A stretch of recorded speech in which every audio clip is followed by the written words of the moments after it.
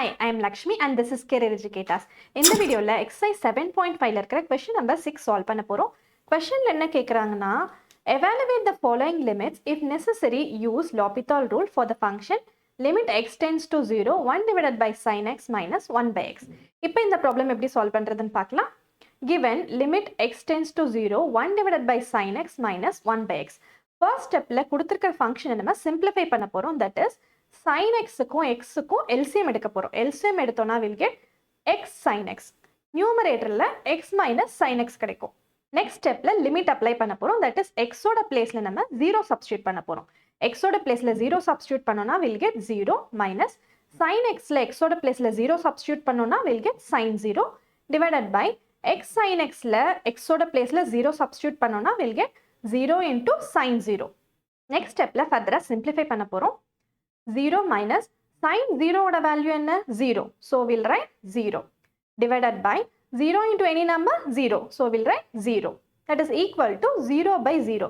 0 by 0 is an indeterminate form, so we have to apply L'Hôpital Rule. According to L'Hôpital Rule, we have to differentiate numerator and denominator. So x minus sin x divided by x sin x differentiate பண்ண போறோம். x differentiate பண்ணும்போது 1 கிடைக்கும், sin x differentiate பண்ணும்போது cos x கிடைக்கும். டினாமினேட்டர்ல x sin x differentiate பண்ண போறோம்.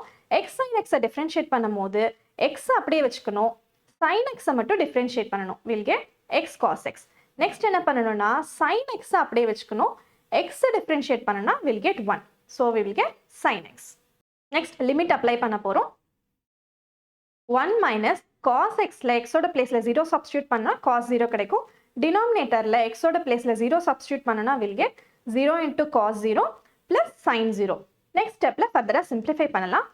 1 minus cos 0 ஓட value என்ன 1, so we'll write 1 divided by 0 into cos 0 ஓட value என்ன 1, so we'll write 1 plus sin 0 ஓட value என்ன 0, so we'll write 0. Next stepல further simplify பண்ணலாம். 1 minus 1 0, 0 plus 0 0, so we get 0 divided by 0. 0 by 0 is an indeterminate form, so we have to apply L'Hôpital Rule again. We have to differentiate numerator and denominator. 1 differentiate பண்ணோம்னா 0 கிடைக்கும், cos x differentiate பண்ணோம்னா minus sin x கிடைக்கும்.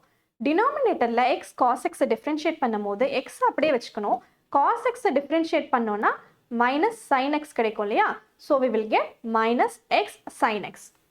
next cos x அப்படியே வச்சுக்கணும், x differentiate பண்ணா 1, so 1 into cos x we will get cos x plus sin x differentiate பண்ணோம்னா we'll get cos x. next stepல limit apply பண்ண போறோம். that is x ஓட பிளேஸ்ல நம்ம 0 substitute பண்ண போறோம். sin x-ல x ஓட பிளேஸ்ல 0 substitute பண்ணோம்னா we'll get sin 0 divided by minus x sin x-ல x ஓட பிளேஸ்ல 0 substitute பண்ணோம்னா we'll get minus 0 into sin 0. cos x-ல x ஓட பிளேஸ்ல 0 substitute பண்ணோம்னா we'll get cos 0 plus cos x-ல x ஓட பிளேஸ்ல 0 substitute பண்ணோம்னா we'll get cos 0. next stepல simplify பண்ண போறோம். sin 0 ஓட value என்ன 0, so we'll write 0 divided by 0 into any number 0, so we'll write 0. cos 0 ஓட value என்ன 1, so we'll write 1. cos 0 ஓட value என்ன 1, so we'll write 1. next stepல further simplify பண்ணலாம். 0 divided by 1 plus 1 2, so we are getting 0.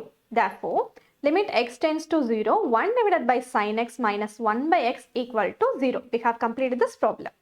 Further உங்களுக்கு doubts இருந்தா descriptionல WhatsApp link கொடுத்திருக்கோம், contact பண்ணுங்க, we'll support you. For more videos, subscribe our channel. Thanks for watching. I'll catch you in the next video.